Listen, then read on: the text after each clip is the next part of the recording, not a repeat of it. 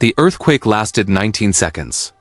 Nadia counted them. She counted because counting was the only thing she could control. When it stopped, she was under her kitchen table.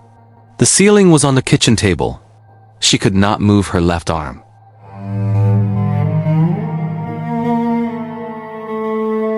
What she could hear in the silence after was Theo digging. He was already digging before the dust had settled. Before she had finished counting. Before she had understood that she needed him too.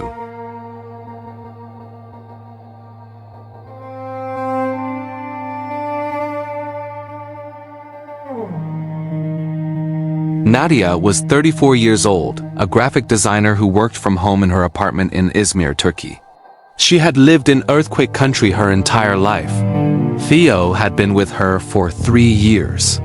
A golden retriever she had adopted from a shelter the year she started working from home. Company she had told her mother, "I need company." Theo slept on her feet when she worked. He brought her his toy every time she had a difficult call.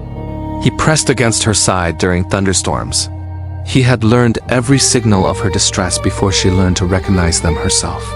He was 3 years old and he already knew her better than most people did. It was a Tuesday afternoon in October. Nadia was making tea. Theo was at her feet. The earthquake began as they always do, a sound before a movement. A deep, rolling sound from the earth itself. Then the movement. Nadia dropped to her knees and went under the kitchen table. Theo was already moving, not away from her, toward her. He pushed himself under the table beside her. The table held. The table held because it was solid oak. But the weight of the ceiling pinned the table, and pinned Nadia's left arm beneath the table's edge. 19 seconds. Then silence. The dust was everywhere. She tried to think. She tried to pull her arm free. She stopped. Pulling harder was wrong. She needed the weight above the table reduced. She could not reduce the weight above the table. Theo could.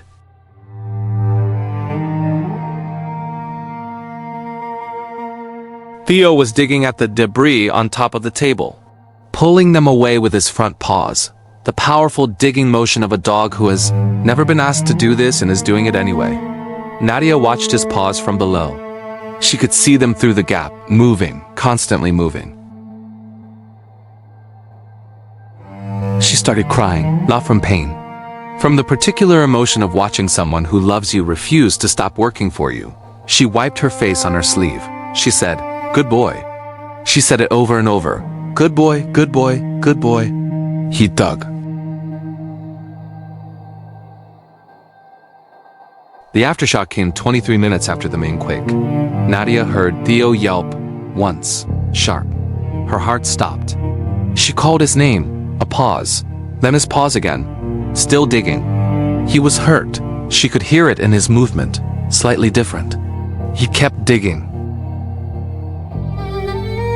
She thought about the 3 years. Every morning when he had pressed against her feet, she thought, "I am going to get out of here." She thought, because he is not going to stop. She thought, and I'm going to take care of that paw. Whatever paw it was, she was going to take care of it. She felt it before she understood it. The pressure on her arm, which had been absolute and constant, shifted, just slightly, a millimeter of give. Theo had cleared enough debris from the top of the table that the weight had redistributed. Not enough to free her.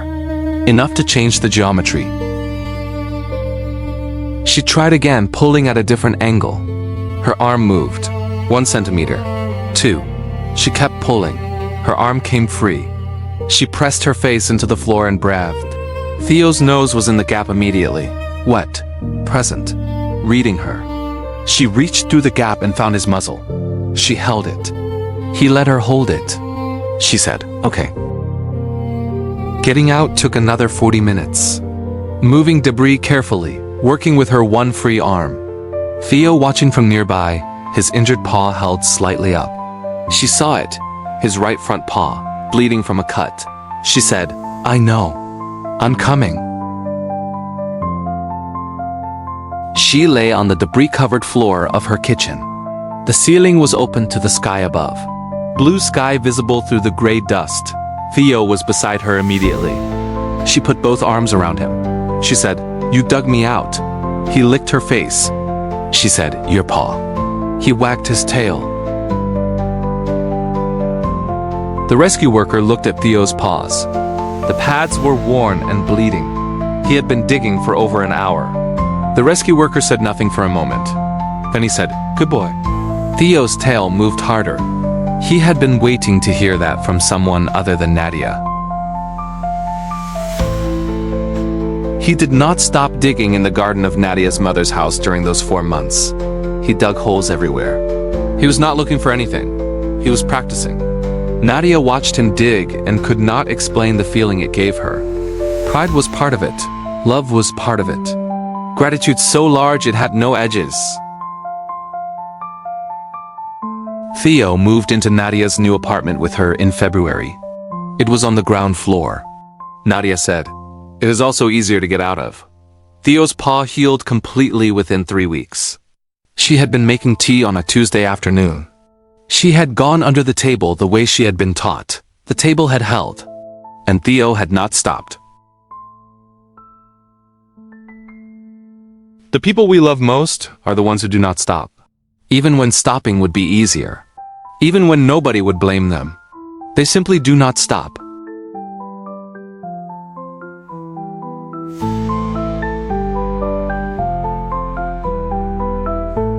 If this story moved you, share it with someone who needs to hear it today. Subscribe to Bound to Survive. A new story every week.